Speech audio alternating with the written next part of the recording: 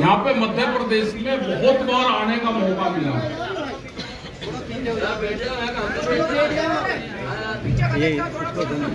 और जो इशू है, यहाँ के मुद्दे हैं, सब जगह पूरे देश भर में अलग अलग मुद्दे हैं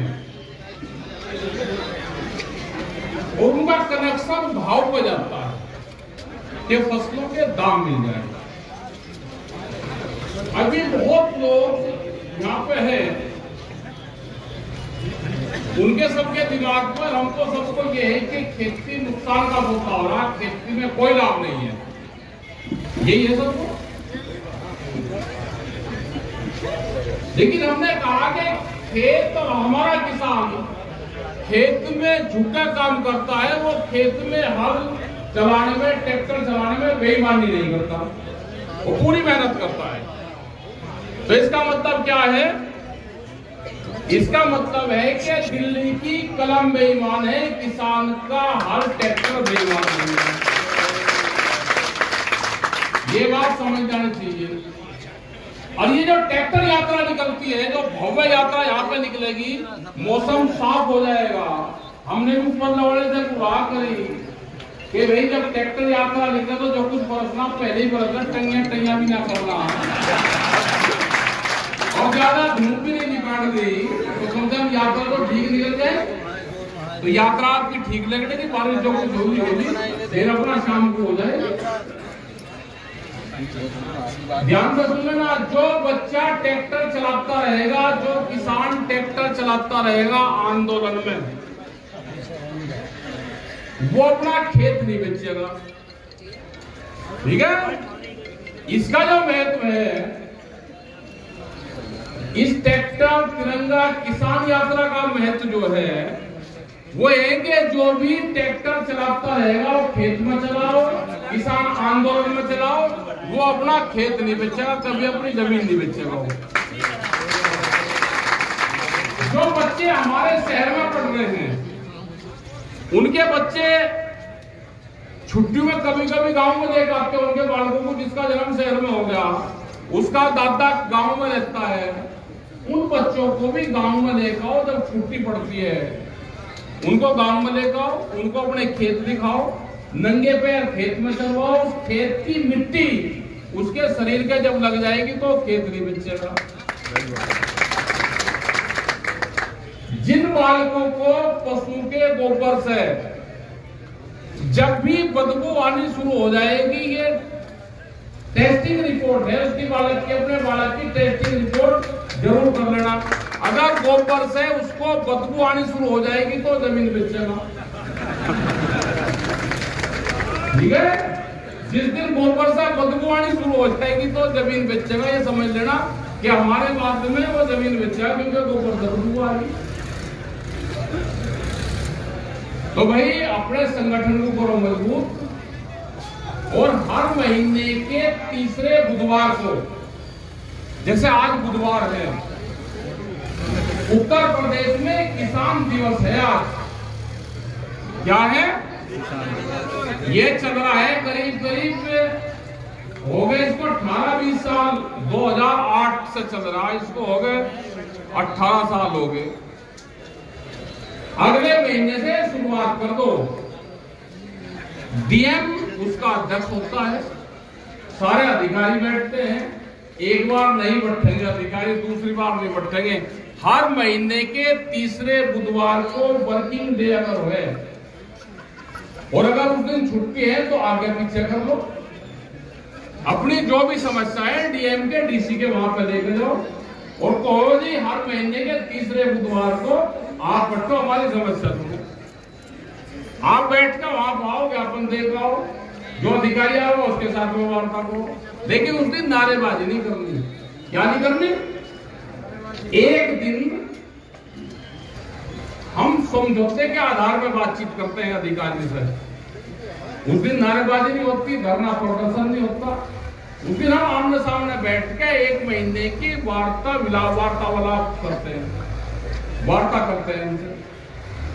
तो ये जरूर कर लो कि हर महीने के तीसरे बुधवार को आप अपने अधिकारियों से मिलने का काम करो। बहुत समस्याओं का समाधान हो जाएगा। ये उत्तर प्रदेश में कुछ जगह, उत्तराखंड में भी शुरू करा, और ये सरकार का पूरा जियो है।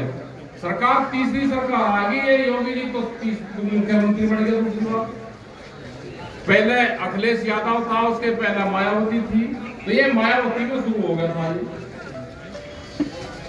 अपनी जब तक बात आप लिखित में नहीं दोगे कोई समाधान नहीं होगा।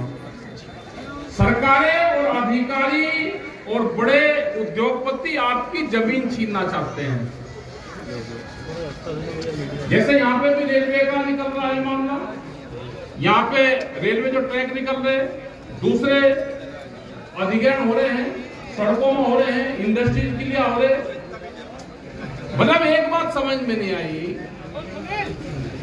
हमको कोई प्रोजेक्ट लेकर आना है, अगर रेलवे ट्रैक निकल रहा है, उसमें गिट्टी, मोरम, इंजीनियर, उसके वर्कर, लेबर, स्टील, लोहा सब बाजार भाव पे है। किसान की जमीन ही सस्ते भाव पे क्यों? ये तो समझ लो भाई, सारी चीज बाजार भाव पे आप ले रहे। आप इंजीनियर बाजार भाव पे, उनकी तनख्वाह है, लेबर है, गिट्टी, मोरम, स्टील, पाइप, लकड़ी, जो भी चीज है वो सब बाजार भाव पर खरीद ले, लेकिन जमीन सस्ते भाव, क्योंकि आंदोलन नहीं है। अपने आंदोलन को तेज करो। सर्किल रेट का 4 गुना, और सर्किल रेट 2012 के बाद में बढ़े नहीं। क्या महंगाई भत्ता नहीं बढ़े, क्या तनख्वाहें नहीं बढ़ी, सारी चीज बढ़ी, लेकिन किसानों की जमीन सस्ती चाहिए, इसलिए सर्किल रेट नहीं बढ़ा। लेकिन यहाँ के लोग क्या है कि यहाँ के लोग पॉलिटिकल पार्टियों में ज्यादा विश्वास करें। पॉलिटिकल पार्टी भाई आपका कोई काम नहीं कर लेगी, उन्हें तो अपना वोट आट दे दो, आंख नीचे जिसको देनी। अपने संगठन पे ध्यान रखो, संगठन पे। यहाँ आपका संगठन मजबूत है, यहाँ के लोग मजबूत हैं। जातिवाद आधार का ध्यान जरूर रखो कि ये नहीं कि एक ही समाज के लोग अपना बदले, दूसरे को रास्ता ही नहीं दे रहे। जब आप महासभा की कोई मीटिंग करो तो अपने समाज की करो, लेकिन जब किसान संगठन का हो तो हर जाति के लोग उसमें शामिल करो।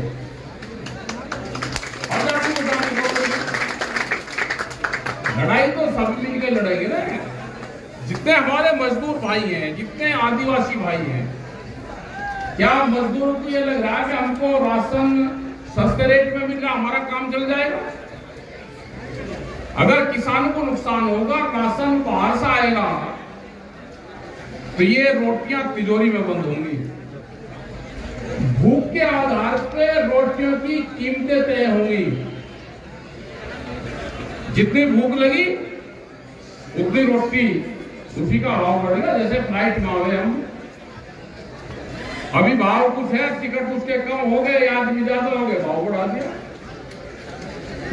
तो जरूरत के आधार पर व्यापारियों की सरकार है, कोई किसान की, मंदिर वालों की, उसकी कोई सरकार मान लो कि ये पूजा पाठ वालों की सरकार है। ये पूजा पाठ वाले तो हैं, लेकिन ये उस खानदान से हैं जहां पे बलि प्रथा थी। ये तो बलि देने वाले हैं, उसको उन खानदानों से हैं। इनको कोई मकसद नहीं है, कोई इनका मतलब नहीं है। इनका मतलब है कि बड़े व्यापारी आपकी जमीन खरीदते हैं। आपने देखा होगा हाईवे पे क्या कोई किसानों की जमीन बच रही?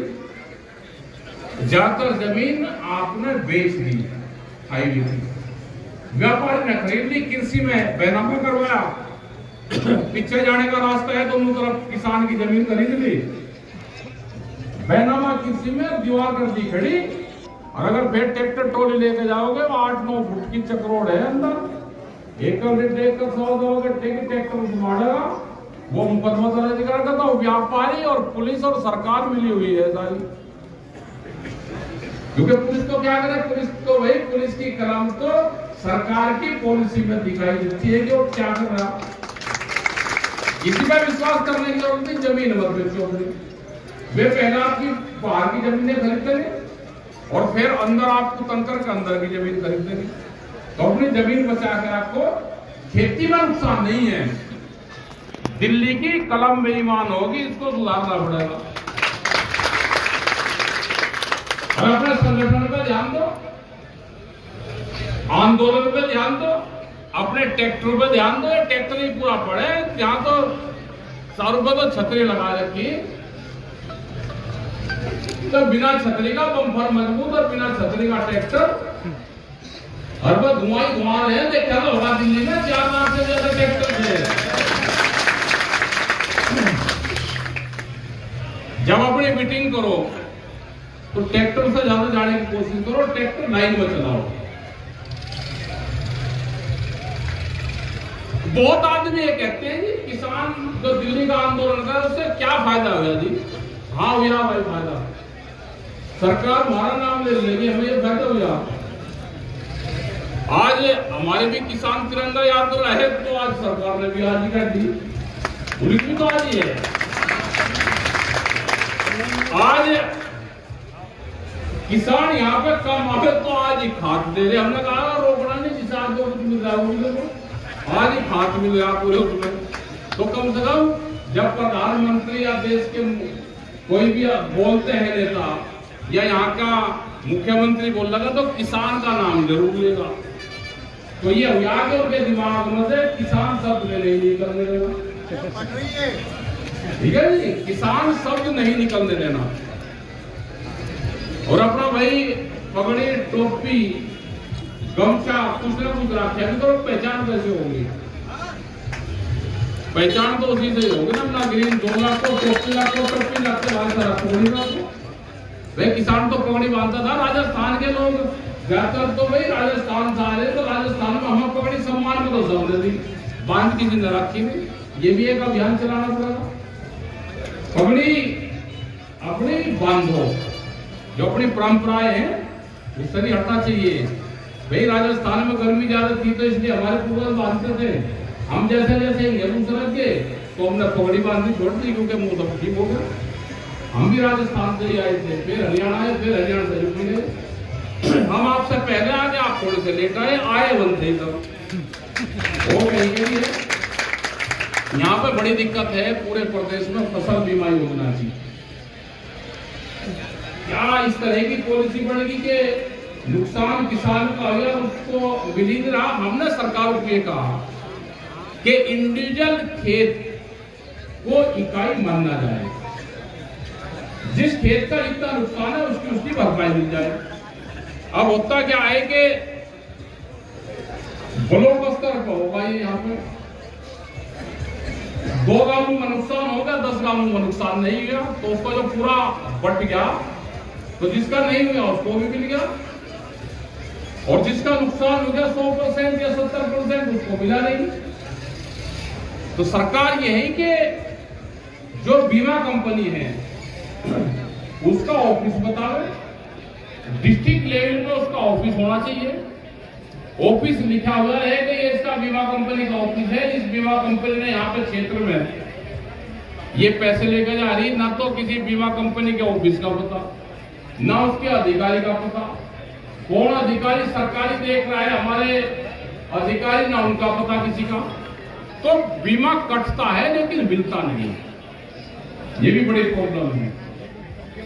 यहाँ पे पानी की कोई योजना चल रही, क्योंकि अगर जितना बढ़िया यहाँ पे क्षेत्र है इसको तो पानी दे दो तो पूरे देश की दालों का उत्पादन तो यही कर दे, वो चाहे मूंगी हो, वो उड़द का क्षेत्र हो, ये पूरी बेल्ट यही तो है। गेहूं सबसे ज्यादा पैदा होता है लेकिन भाव नहीं मिलता। अगर सरकारें भाव नहीं देगी तो दिन दूर नहीं कि किसान एग्रीकल्चर हड़ताल पर भी जा सकता है। अगर संगठन किसी दिन मजबूत होगा, किसान कम हो गया और उसने कहा मैं 30% खेती कम बोऊंगा, क्या कर लोगे भाई? अगर 30% की कटौती कर दी, हम क्यों खाओ बीज और खाद और दुनिया भर के उसमें जाए? हम तो पशु से अपनी खेती करेंगे, 30% अपने खेत को खाली छोड़ देंगे, कम फर्टिलाइजर का इस्तेमाल करेंगे। क्योंकि जब जब भी किसान ने पैदावार ज्यादा की तो जब ही किसान को नुकसान हुआ है, ये हमारी समझ में आ गई बात। कम पैदावार करने से भाव ज्यादा मिलता है और ज्यादा पैदावार करने से भाव कम मिले है। तो भाई कम पैदावार कर दो तो भाव तो ठीक मिलेगा। क्यों खामखा लाइन लगा रहे, खाद में भी इसमें भी 2 साल सरकार को दे दो। तो अपने संगठन पे ध्यान रखो, बहुत सी पॉलिसी आ रही है। अभी कपास पे जो आयात होता था बाहर से यहाँ पे आ रहा था, उस पर ड्यूटी थी, वो ड्यूटी फ्री कर दी। अगर कपास पे ड्यूटी फ्री करी है तो बाहर की खास करके अमेरिका इनकी कपास यहाँ पर आएगी तो हमारा जो कपास और जो कॉटन का किसान है वो मारा जाएगा। यह भी 2 दिन पहले सरकार ने कहा। हमने उनको चिट्ठी लिखी है, संयुक्त मोर्चे की चिट्ठी चली गई, हम भी उनको चिट्ठी लिखवाएंगे। महाराष्ट्र के किसान ने भी वहां पे चिट्ठी लिखी, जो हमारे किसान संगठन है वहां पे। तो हम हर चीज पे नजरें रखे हुए हैं। इंटरनेशनल फैसला क्या होता है उस पर हमारी नजरें हैं। आप अपने संगठन पर ध्यान रखो, सरकार को हम रखे, जो पॉलिसी तय होती है संयुक्त मोर्चा की उस पर आप ध्यान रखो। आपका बहुत बहुत धन्यवाद। जो लोग यहाँ आए उनका धन्यवाद। और भाई एक चीज और है, प्रधानमंत्री ने कहा कि आमदनी दुगनी हो जाएगी। आमदनी दुगनी तो भैया चालू कर दो। अरे जनरेटर चालू करो। अभी रुक जाओ, जाएगा चालू। हेलो हेलो हेलो, आ गया। सोयाबीन की खरीद शुरू हो और मक्का फसल आ जाएगी हमारी अभी, तो सरकार ध्यान रखे कि ये एमएसपी पे या तो खरीद लो और नहीं तो भारत सरकार एमएसपी गारंटी कानून लागू कर दो। कोई व्यापारी उससे सस्ता नहीं खरीदेगा। ये हमारी बड़ी लड़ाई है। तैयार है किसान तो बिल्कुल तैयार रहेगा, लड़ाई लड़नी पड़ेगी। और भाई आमदनी बढ़ेगी रात की, जब जब आप खर्चे कम करोगे। खर्चे कम तो ये आमदनी तो खेत से गुटखा, शराब, कोल्ड ड्रिंक, फास्ट फूड दुनिया भर का खा लेगा। ये थोड़ा सा बंद कर दो, आमदनी आपकी बढ़ जाएगी। भाई कोल्ड ड्रिंक पी रहे हो तो किसने बताया उसमें कहीं क्यों बढ़ते हैं, कौन सा पेड़ है, कौन सा पशु है कि उसमें दूध बढ़ रहा। लेकिन हर घर में वही मिल। नेचुरल फ्रूट का इस्तेमाल करो, फल फ्रूट का। अपने घर में नेचुरल सब्जी का इस्तेमाल करो तो आपकी आमदनी भी बढ़ेगी। नशे पत्ती से दूर हो, झगड़े विचार से दूर हो तो आमदनी बढ़ जाएगी। इन सब चीजों पर भी ध्यान रखना। अपनी जो फसलें हैं उसको बेचना है एमएसपी पे। यह तो गारंटी कानून मिले, कोई व्यापारी कम रेट पर नहीं खरीदेगा। और नहीं तो एमएसपी पे अगर किसी को खरीद कर दी तो एमएसपी पे खरीद कर उसका कंपाउंड नहीं बेचेंगे। एक नैनो यूरिया है भाई, क्या बीमारी है यहाँ? मतलब इसका 100% बहिष्कार करो इसका। आप धरने नहीं देते। कोई अगर दुकानदार जबरदस्ती दे रहा है उसके बाहर बैठ जाओ ना वहीं पे, रात को रुक जाओ, अगले दिन खाना मंगवा लो। नैनो का पूर्ण से बहिष्कार देश में कर रखा है, वो नहीं लेना ना उसमें कुछ है।